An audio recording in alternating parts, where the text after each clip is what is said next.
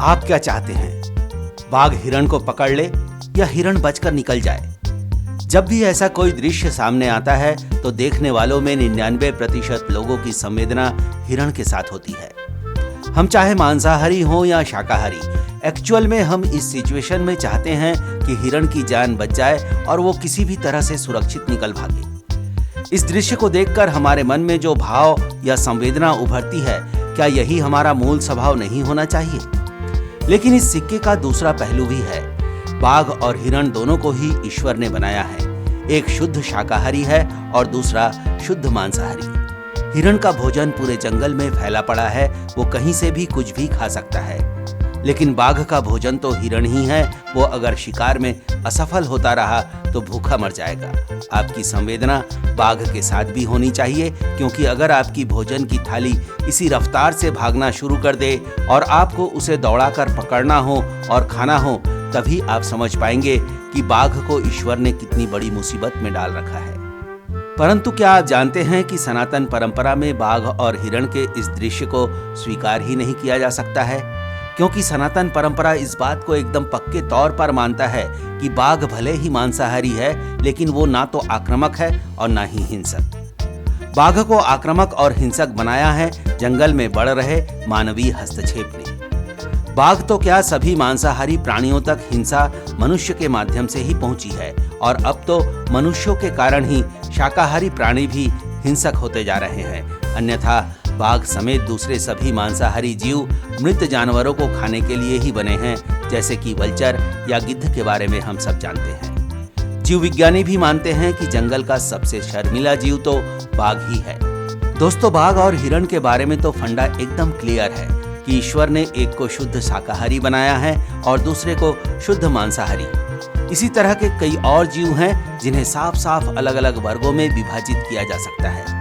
लेकिन हमारी अपने खुद के बारे में क्या राय है? मनुष्य क्या है, शाकाहारी, मांसाहारी या सर्वाहारी? इसे लेकर भी खूब तर्क वितर्क हो चुका है।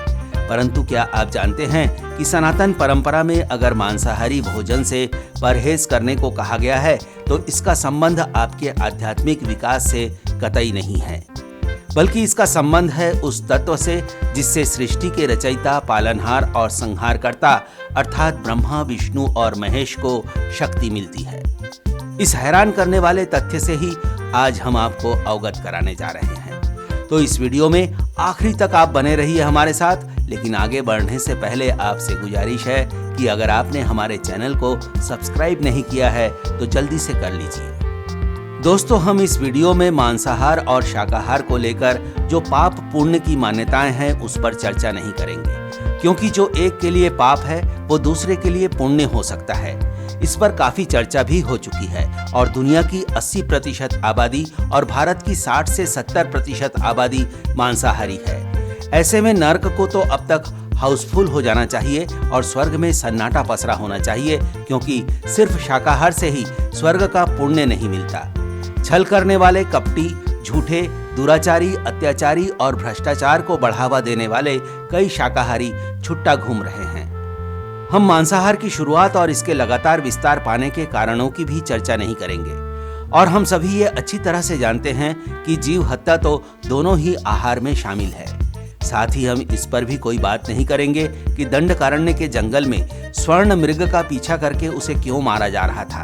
ना ही हम श्रवण कुमार की मौत के लिए जिम्मेदार शिकार के पीछे की वजहों को तलाशने की कोशिश करेंगे कि उन दिनों शिकार किस किस उद्देश्य से किया जाता था। अश्वमेध, गोमेध या नरमेध जैसे यज्ञों की भी हम यहाँ चर्चा नहीं करेंगे, क्योंकि सनातन परंपरा में इसे कभी पूर्ण रूप से मान्यता ही नहीं मिली। ओमेगा 3 या दूसरे विटामिन या पानी के नीचे का एल्गी या बबुल के बीज से मिलने वाला प्रोटीन कैसे मनुष्य के शरीर तक पहुँचे, इन विषयों पर शाकाहारी और मांसाहारी समर्थकों के लिए ढेर सारा मटेरियल इंटरनेट पर पहले से ही उपलब्ध है। रही बात आध्यात्मिक विकास की, तो श्री रामकृष्ण परमहंस ने ये साबित कर दिया है कि इसका आध्यात्मिक विकास से कोई संबंध नहीं है।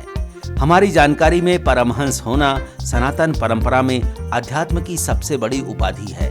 परंतु श्री रामकृष्ण आजीवन मांसाहारी रहे और परमहंस की उपाधि तक पहुंचे। उनके शिष्य स्वामी विवेकानंद से जुड़ी एक घटना का यहाँ जिक्र करना भी गलत नहीं होगा। स्वामी विवेकानंद उस समय स्वामी नहीं बन पाए थे, केवल नरेंद्रनाथ ही थे, पर योग और ध्यान के रास्ते पर तेजी से आगे बढ़ रहे थे। एक दिन युवा नरेंद्र ने दोस्तों के साथ कुछ ऐसा खा लिया होगा जिसे खाने के बाद उनकी बेचैनी बढ़ गई। वो दौड़े दौड़े दक्षिणेश्वर पहुंचे और श्री रामकृष्ण के सामने अपराध बोध के साथ खड़े हो गए। उन्होंने दोनों हाथ जोड़कर अपने गुरु से कहा, मैंने निषिद्ध मांस का सेवन किया है, अब मैं क्या करूं? रामकृष्ण परमहंस मुस्कुराए और कहा, धत तेरी की, तुझे क्या होगा? तू कुछ भी खा, कुछ भी कर, तेरे भीतर जो ज्ञान और ओज की अग्नि प्रज्वलित है उसमें जलकर सब कुछ नष्ट हो जाएगा। जा, माँ को प्रणाम करा। ये कहकर उन्होंने नरेंद्रनाथ को देवी काली के सामने भेज दिया। श्री रामकृष्ण को परमहंस की उपाधि मिलने का जो लोग विरोध करते हैं वो दूध को मांसाहार नहीं मानते, जबकि दूध मांसाहार है, ये वैज्ञानिक रूप से भी प्रमाणित है। आपको जानकर हैरानी होगी कि ईसाई धर्म में एक क्वेकर परंपरा है जो 18वीं सदी से चली आ रही है। इस परंपरा से जुड़े लोग पक्के शाकाहारी हैं। ये मांस और मदिरा से तो दूर रहते ही हैं, दूध को भी पक्के तौर पर मांसाहार मानते हैं और इसका भी सेवन नहीं करते। 1902 से इन लोगों की फ्रेंड्स वेजिटेरियन सोसाइटी भी चल रही है। वैसे रामकृष्ण परमहंस से पहले जीसस क्राइस्ट और पैगंबर मोहम्मद मांसाहारी होकर भी आध्यात्मिक पराकाष्ठा पर पहुंचने का अनुकरणीय उदाहरण प्रस्तुत कर चुके हैं। धर्म ग्रंथों की बात करें तो इस्लाम और ईसाइयत में ये माना गया है कि ईश्वर ने सभी प्राणियों की रचना मनुष्यों के लिए की है। सनातन परंपरा का सबसे बड़ा धर्म ग्रंथ वेद है और वेदों का सार उपनिषदों में है और उपनिषदों का सार गीता में है। वेद में तो पशु हत्या को लेकर एकदम कड़ा निर्देश है। ऋग्वेद के 10वें मंडल की 87वें सूक्त की 16वीं ऋचा में जो श्लोक है, जानकार उसका अनुवाद कुछ ऐसा करते हैं कि जो मनुष्य नर, अश्व अथवा किसी पशु का मांस का सेवन कर उसको अपने शरीर का भाग बनाता है, गौ की हत्या करता है, तो हे अग्नि स्वरूप राजा, वो दुष्ट व्यक्ति किसी अन्य प्रकार से ना सुने तो आप उसका मस्तिष्क शरीर से विदारित करने में संकोच मत कीजिए। गीता में मांस खाने को लेकर स्पष्ट उल्लेख तो नहीं है, बस भोजन को सत्व, रज और तम में विभाजित कर दिया गया है। वहीं आयुर्वेद के महान ज्ञानी सुश्रुत ने अपनी संहिता में कुछ रोगों के उपचार में मांसाहार को जरूरी बताया है। सुश्रुत संहिता के अनुसार मांस, लहसुन और प्याज औषधीय है, मतलब जब आप बीमार पड़ने पर दवाई खाते हैं उसी तरह जब शरीर को आवश्यकता हो तो इसका सेवन कर सकते हैं। दवाई आपके जीभ के स्वाद या मजे के लिए कतई नहीं होती। तो दोस्तों, अब तक आपको ये समझ में तो आ ही गया होगा कि मांसाहार या शाकाहार का संबंध पाप पुण्य, धर्म अधर्म, योग और आध्यात्म से एकदम नहीं है। तो फिर इसका संबंध किससे है? आइए अब हम इसे समझने की कोशिश करते हैं। हम सब जानते हैं कि अंग्रेज भारत में 200 साल तक रहे। कई अंग्रेज हिंदी समेत भारत की कई प्रांतीय भाषाएं सीख गए, लेकिन वो हिंदी के ट और ठ जैसे कई अक्षरों का कभी ठीक से उच्चारण नहीं कर पाए।